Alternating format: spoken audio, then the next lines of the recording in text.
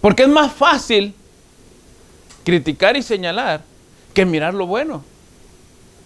Y puede que sea verdad, puede que sea mentira, pero todo esto que se oiga o que se pueda escuchar de esa acusación hace ignorar todo lo bueno para muchos. Quizá no para todos, pero para muchos sí. Y eso, hermano, es lo que daña. ¿Por qué? Porque esa es nuestra naturaleza, el pecar. El pecado, hermano, no solamente es natural para nosotros. Por eso es que la pregunta, ¿por qué tengo que ser salvo? Porque esa arrogancia, hermano, que tiene el hombre, necesita uno demostrarle que uno nació en pecado, que es nuestro deleite el pecado. Pero, hermano, también el pecar nos separa de Dios. Y este es el punto más importante del por qué tenemos que ser salvos.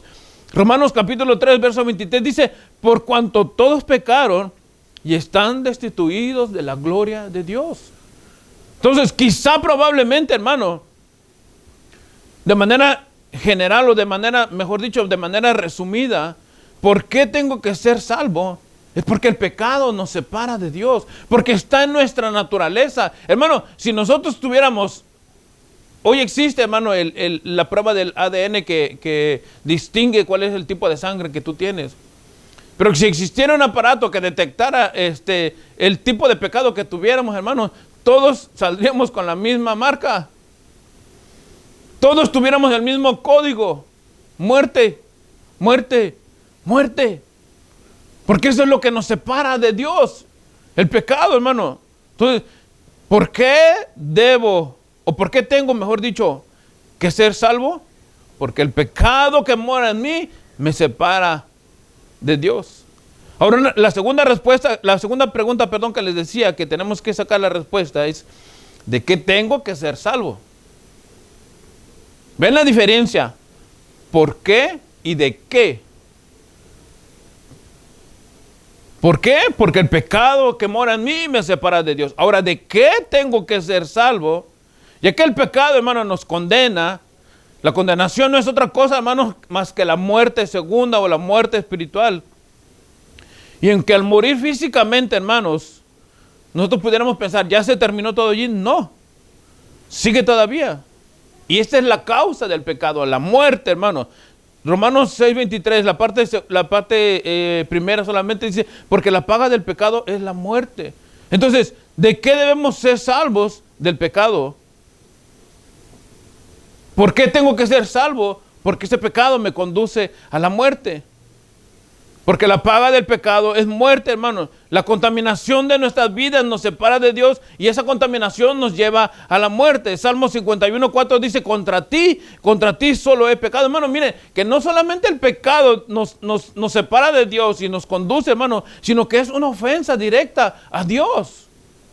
Salmo 51:4 dice, contra ti solo he pecado y he hecho lo malo delante de tus ojos, para que no seas reconocido justo en tu palabra y tenido por puro en tu juicio. O sea, hermano, el pecado nos acarrea tanto, hermano, peso, tanta carga, nos acarrea tanta, hermano, condenación, hermano, y ofendemos a Dios, que honestamente, hermanos, o sea, si nosotros decidiéramos o pidiéramos la justicia, hermano, nosotros todos deberíamos de ser condenados, separados de Dios eternamente. Eso es lo que nosotros deberíamos recibir. Dice Mateo, perdón, Mateo 25:46 dice, e irán estos al castigo eterno y los justos a la vida eterna. La paga del pecado es la muerte, hermano, la separación de Dios y el castigo eterno.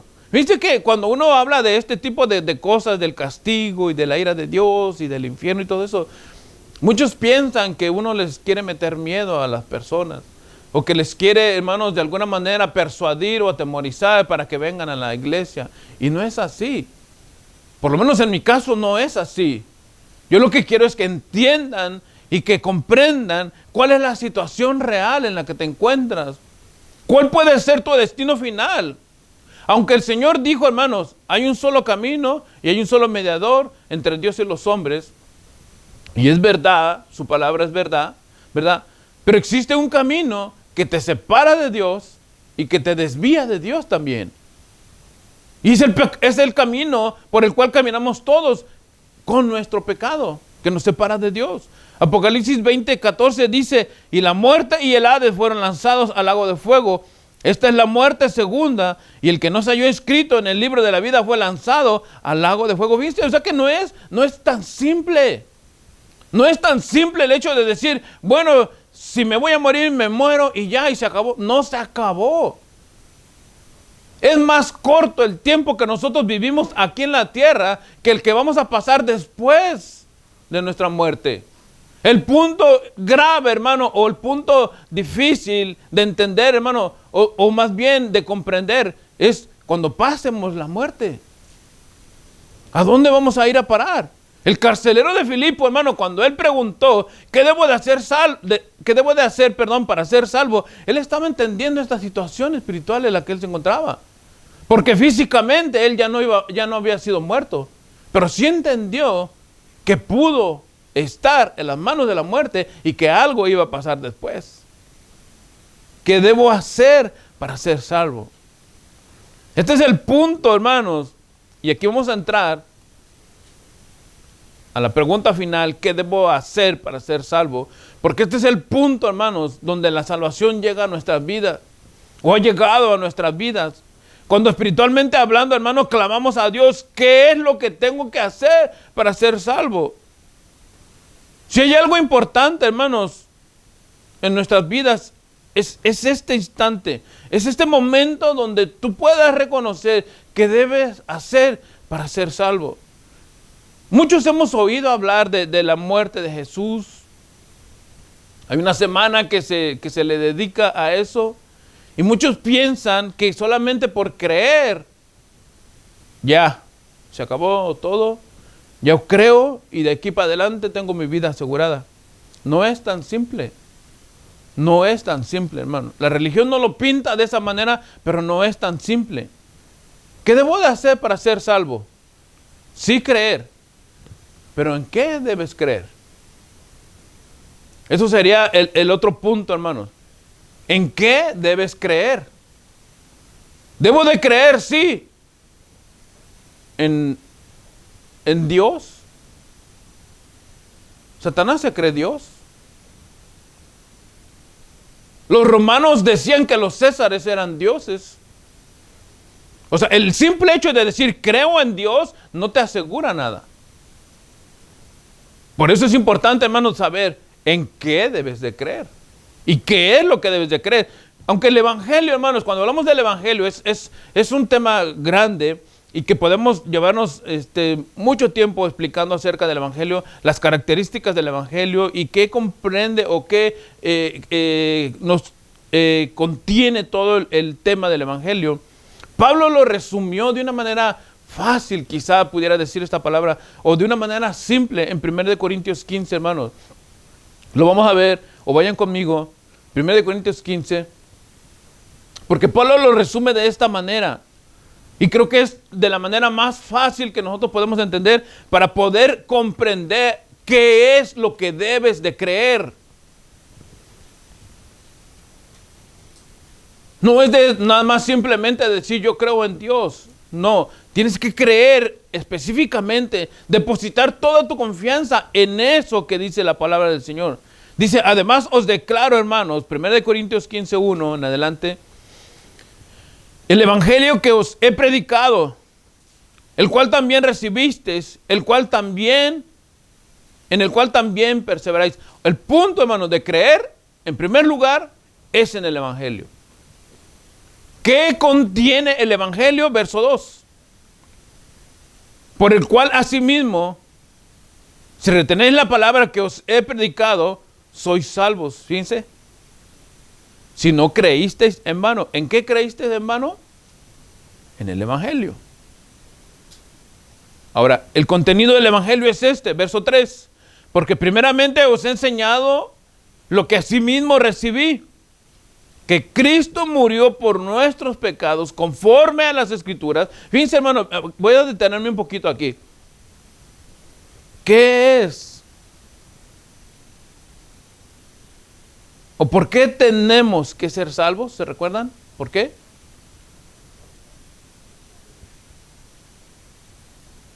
Porque el pecado nos separa de Dios. Pablo dice, porque primeramente os he enseñado lo que asimismo recibí, que Cristo murió por nuestros pecados. O sea, aquello que hacía que nos separaba de Dios, Cristo lo pagó por nosotros. Conforme a las Escrituras. Cristo murió por nuestros pecados conforme a las Escrituras. Verso 4. Y que fue sepultado y resucitó al tercer día conforme a las Escrituras. Por eso es que les digo, hermanos, que la respuesta la tenemos nosotros en la palabra, porque en las Escrituras encontramos todas las respuestas. Verso 5 dice, y que apareció a Cefas y después a los 12. Después apareció a más de 500 hermanos a la vez, de los cuales muchos viven y aún otros ya duermen. Después apareció a Jacobo, después apareció a los apóstoles, y dice el verso 8, y el último de todos, como a un abortivo, me apareció a mí. Quiere decir, hermanos, que creer no es simplemente el hecho de decir yo creo en Dios, sino hay que creer específicamente en algo. El punto es, hay que creer en el Evangelio, perdón, creer en Jesucristo, que Él nos libró del pecado y de la muerte, hermano. Pero fíjense que Él vivió, murió y resucitó. Esto es lo que hay que creer, hermanos. El Evangelio de Jesucristo, hermano, es lo que a nosotros nos va a poder o dar la oportunidad de ser salvos. Vayan conmigo otra vez al verso 2. Dice, por el cual asimismo, si retenéis la palabra que os he predicado, sois salvos. Si no creísteis en vano. Si tú has creído que el Señor ha pagado digamos, la deuda por ti de la muerte con su vida, hermano, y tú has creído que el sacrificio de Jesucristo te libra de todo pecado, hermano, entonces eres salvo. Este es el punto. Es lo que está diciendo. Hay que creer. Esto es en lo que hay que creer, hermano. Ahora, ¿cómo se cree en esto?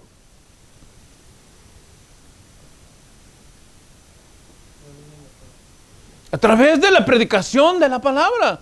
Romanos 10:14 dice, ¿cómo pues invocarán a aquel en el cual no han creído? ¿Y cómo creerán, en aquel de quien no han oído? ¿Y cómo oirán sin haber quien les predique?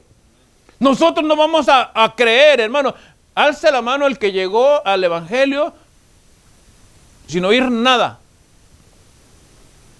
Hubo alguien, hermano, siempre ha habido alguien que nos ha hablado del Evangelio. Siempre, hermano, ha habido alguien que nos ha estado encaminando al Evangelio.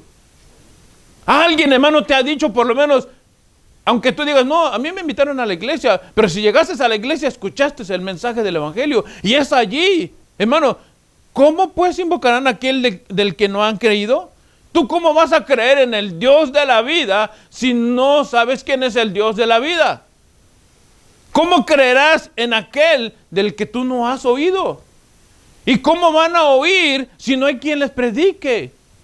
Entonces creemos nosotros, hermano, en el Evangelio de Jesucristo, hermano, por la predicación del Evangelio.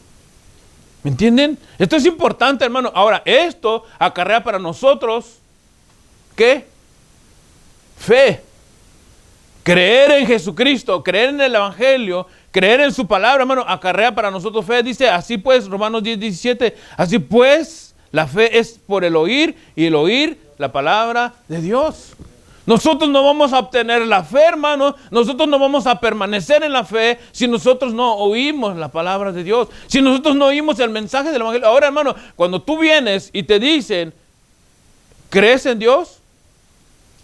Con lo que has dicho ahora, tú no nomás tienes que decir, sí creo en Dios. Porque tú no estás especificando en qué Dios estás creyendo. Pero si tú dices, sí, yo creo en Dios, en Jesucristo, estás siendo un poco más claro. ¿Por qué? Porque ahora tú ya tienes una convicción por medio de la predicación de la palabra y la fe ha venido a ti. ¿Cómo es que viene la fe? El oír la palabra de Dios, hermanos. O sea, es una tarea que nosotros como creyentes tenemos que hacer. Después, hermanos, para nosotros Como creyentes, ahora yo creo que de alguna manera más entendible, cuando el Señor le dijo a los apóstoles, y por todo el mundo y predicar el evangelio, ahora lo entendemos. ¿Por qué? Porque ellos comprendieron, porque cuando el Señor les dijo que vayan y prediquen el evangelio, hermano, no fue antes de la muerte, fue después de la muerte. Porque cuando Jesucristo resucitó, hermano, Él les está entregando literalmente, si quieren verlo de esta manera, hermano, las armas de la milicia. Él les está entregando literalmente esto que les estoy hablando yo, es verdadero, porque yo perdone muerto y estoy vivo. La resurrección de Jesucristo, hermano, es la garantía. ¿Ustedes creen que dice Pablo en 1 Corintios 15 que apareció a los apóstoles, después a Cefas, a 500 y hasta el último a mí, de pura casualidad?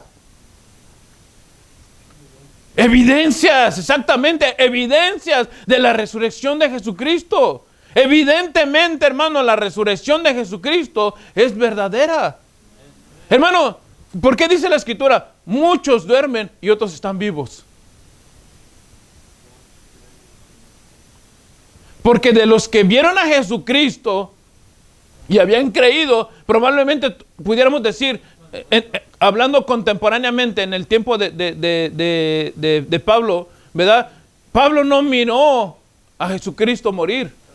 Él se le apareció a Jesucristo, pero habían otros hombres que pudieran haber dicho, mira, yo conozco al hermano Rolando, él sí lo vio.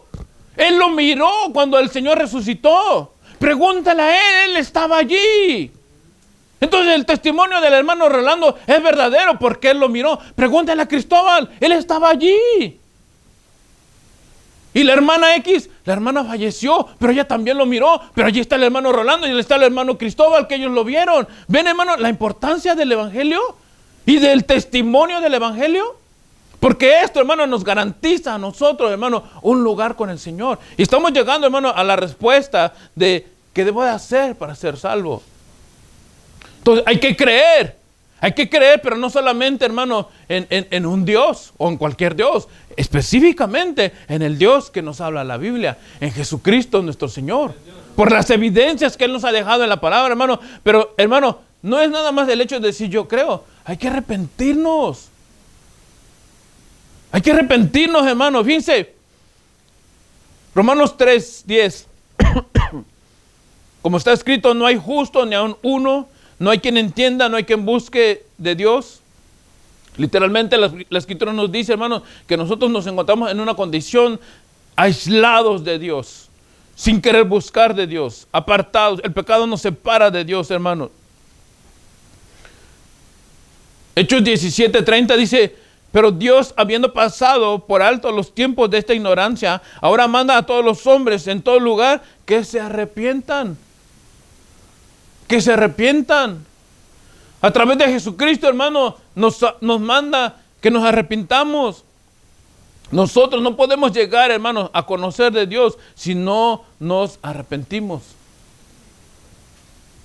Y hay que confesar. Y fíjense, hermano, una cosa, ¿verdad? Aquí vamos y quiero que me pongan atención, porque una cosa es reconocer, otra cosa es confesar.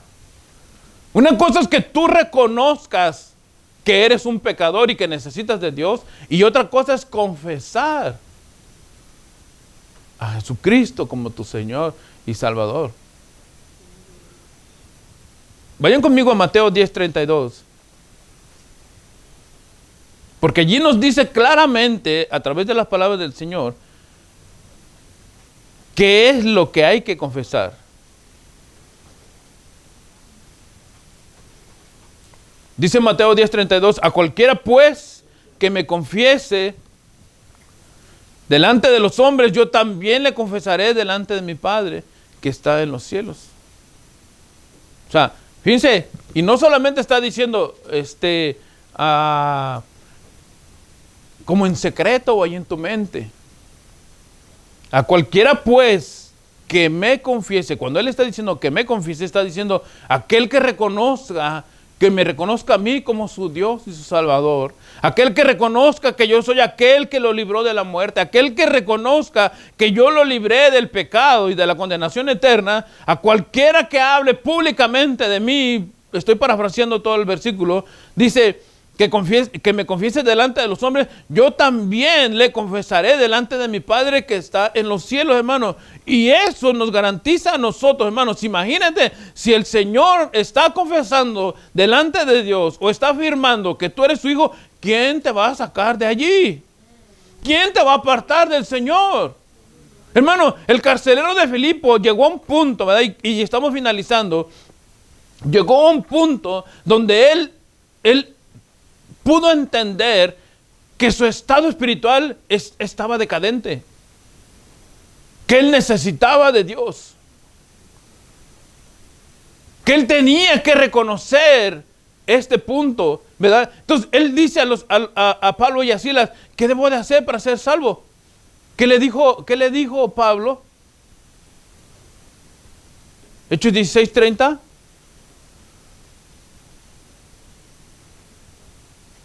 31, perdón. Cree en el Señor Jesucristo y serás salvo tú y tu casa. ¿A quién hay que confesar? ¿Los pecados? No, los pecados hay que reconocerlos. El Señor no te está pidiendo, hazme una lista de pecados. No, reconoce que eres un pecador. Reconoce que necesitas de Dios por tu pecado, porque ese es el punto que vimos primero. ¿Por qué debo de ser salvo? ¿O por qué tengo que ser salvo por el pecado? Pero el que debemos de confesar es a Jesucristo. Vayan conmigo en Hechos capítulo 8.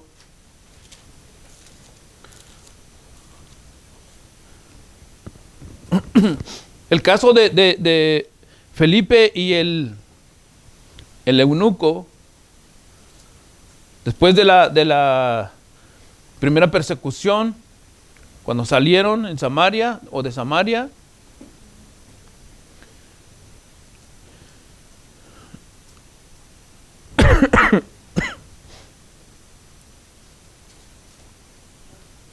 dice el verso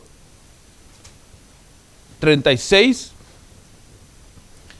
dice, y yendo por el camino llegaron a cierta agua y dijo el eunuco, porque aquí me estoy brincando, hermanos, que ya Felipe, aquí hasta el verso 36, Pablo ya le había explicado el evangelio, él ya le había hablado, él ya le había hecho entender qué es lo que debía creer, le había hablado de Jesucristo, ¿verdad? Pero en el verso 36 dice,